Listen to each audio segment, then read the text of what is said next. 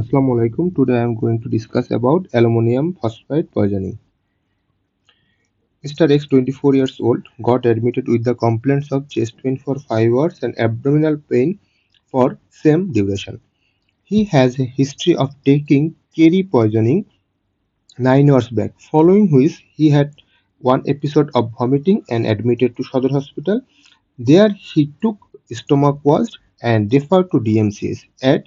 She developed chest pain. The chest pain was diffuse, central, and crushing in nature and associated with epigastric pain, oliguria, yellow coloration of skin, but no history of altered level of consciousness.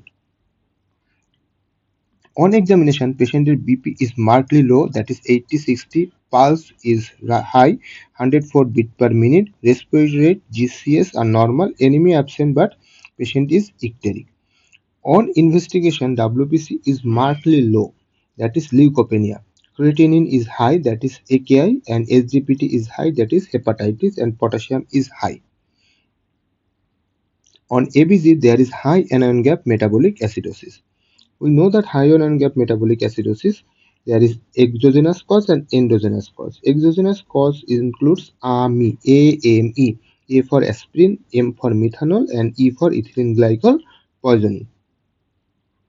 On ECG, we found that there is ST elevation in V2, 3, 4, 5, 6 and V and lead 2. The ECG shows there is diffuse ST segment elevation without reciprocal ST depression. And এই যে ST segment elevation হয়েছে এটা কোনো vascular territory follow করা নয়. So is suggestive of myocarditis. Patient's troponin is also raised. তাহলে মায়োকার্ডাইটিসের মোটামুটি তিনটা কারণ, একটা হচ্ছে ভাইরাল, একটা হচ্ছে টক্সিন আর একটা হচ্ছে অটোইমিউন। ভাইরাসের মধ্যে মোস্ট কমন হচ্ছে কক্সাকি ভাইরাস, এছাড়া অ্যাডিনো ভাইরাস, ডেঙ্গু ভাইরাসের মাধ্যমে হতে পারে। টক্সিনের ভিতরে অ্যালকোহল, কোকেন এটা most common. Autoimmune SLE, systemic sclerosis. তাহলে what are the myocarditis? Myocarditis is the inflammation of the myocardium. Cause কি আছে? Viral, autoimmune and toxin. Feature কি? Chest pain, dyspnoea, arrhythmia. Investigation, troponin is high, ইসিজিতে characteristics changes থাকে এবং MRI is diagnostic.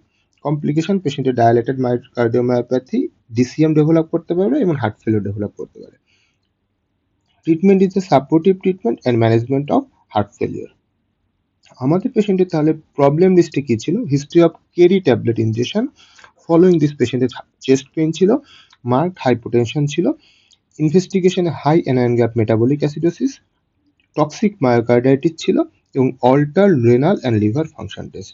So আমাদের complete diagnosis হবে it's a case of toxic myocarditis with AKI with hepatitis due two aluminium phosphide poisoning. Aluminium phosphide poisoning আমরা যদি দেখি, এটাকে বাংলাদেশে গ্যাস ট্যাবলেট মনে করা হয়, গ্যাস ট্যাবলেট হিসেবে বিক্রি করা হয়। অনেকে গ্যাসের ওষুধ মনে করে খেয়ে অনেক কিন্তু মারা গেছে এবং 2টা বাচ্চা মারা গেছে রুম ক্লিন করার সময়। সো এইটা খেলেও পয়জনিং, আবার ইনহেলেশনের মাধ্যমেও পয়জনিং হয়। অ্যালুমিনিয়াম ফসফেট সম্পর্কে যদি আমরা জানি, ইট ইজ এক্সট্রিমলি ল্যাথাল। বাংলাদেশে এটি কেরি ট্যাবলেট বা গ্যাস ট্যাবলেট নামে পাওয়া যায়। এটার একটা ট্যাবলেট যেটা পাওয়া যায় এটাতে 3 গ্রাম করে থাকে। এটা হচ্ছে রডেন্টিসাইড। এটার ফ্যাটাল ডোজ হচ্ছে 0.5 গ্রাম, 0.5 গ্রাম, আমরা পাই হচ্ছে 3 গ্রাম, অর্থাৎ 4 ভাগের 1 ভাগ খেলেই সেটা কিন্তু টক্সিক। এটার মেকানিজম অফ অ্যাকশন কিরকম? মেকানিজম অফ অ্যাকশন হচ্ছে আমরা যখন অ্যালুমিনিয়াম ফসফাইড খাই তখন এটা স্টোমাকের HCl এর মাধ্যমে এটা টক্সিক ফসফিনে কনভার্ট হয়। এই ফসফিনটা জিআইটি থেকে আমাদের ব্লাডে অ্যাবজর্পশন হয়। ব্লাডে যাওয়ার পর এটা মাইটোকন্ড্রিয়াতে যে ওরা হচ্ছে সাইটোক্রোম অক্সিডেজকে ইনহিবিট করে, ক্যাটালেসকে ইনহিবিট করে এবং ফ্রি রেডিক্যাল তৈরি করে। Then free radical mediated cellular hypoxia এবং মাল্টি অর্গান ফেলিওর হয়। In case of heart there is hypotension, palpitation, cardiac arrhythmia, myocarditis develop করে। লিভারে পেশেন্টের হেপাটাইটিস ডেভেলপ করে, জন্ডিস, ব্লিডিং টেন্ডেন্সি, রেনালে AKI ডেভেলপ করে। ইন কেস অফ লাং পেশেন্টের ARDS, dyspnoea, pulmonary oedema develop করে and জিআইটিতে nausea, vomiting, abdominal pain develop করে। আমাদের পেশেন্টের এই সবগুলোই মোটামুটি ছিল।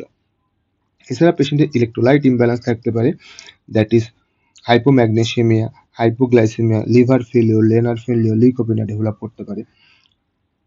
পেশেন্টের কার্ডিয়াকে মায়োকার্ডাইটিস বললাম এবং হাইপোটেনশন থাকে এবং এই হাইপোটেনশনটা ইউজুয়ালি আনরেসপন্সিভ টু শক থাকে। আনরেসপন্সিভ টু ট্রিটমেন্ট থাকে অ্যাকচুয়ালি।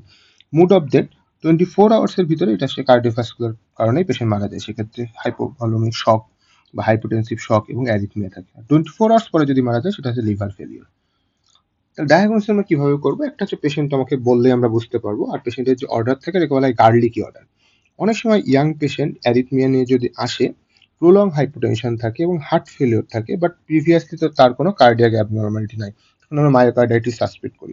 মায়োকার্ডাইটিস সাসপেক্ট করে ভাইরাস কজি এবং টক্সিক খোঁজা হয় এবং অটোইমিউন স্ক্রিনিং করা হয়, এভাবেও ডায়াগনোসিস করা যায়। আরেকটা টেস্ট হচ্ছে সিলভার নাইট্রেট টেস্ট। এক্ষেত্রে ফসফিন হচ্ছে ইনহেলেশনের মাধ্যমে যে বের হয়ে আসে ওটা টেস্ট করা হয় সিলভার নাইট্রেট ইমপ্রিগনেটেড ফিল্টার পেপার বা স্ট্রিপ দিয়ে। ওটা ব্ল্যাকেন যদি হয়ে যায় তাহলে বোঝা যাবে যে এখানে ফসফিন আছে। তাহলে ইনভেস্টিগেশন আমরা ইসিজি, এক্স-রে, এবিজি, সেরাম ইলেক্ট্রোলাইট গ্লুকোজ, সিকেএমবি, কার্ডিয়াক টোপন এবং ইকোকার্ডিওগ্রাফি করতে পারি। ট্রিটমেন্ট অ্যাকচুয়ালি পেশেন্টের নো স্পেসিফিক ট্রিটমেন্ট, কোনো অ্যান্টিডট নেই। গ্যাস্ট্রিক ল্যাভেজ দেওয়া যেতে পারে, supportive treatment that is fluid overload থাকলে সেটা দিতে হবে, কমপ্লিকেশন থাকলে সেটা ম্যানেজ করতে হবে। আর তিনটা জিনিস মনে রাখতে হবে, এন এসিটাইল সিস্টিন দেওয়া যায়, ম্যাগনেসিয়াম সালফেট দেওয়া যায়, ভিটামিন সি। স্পেসিফিক ট্রিটমেন্টের ভিতরে এটা বলা যেতে পারে। Mode of death, it is extremely fatal, অধিকাংশ পেশেন্টই মারা যায়, prognosis is very bad. This is all for today, thank you very much.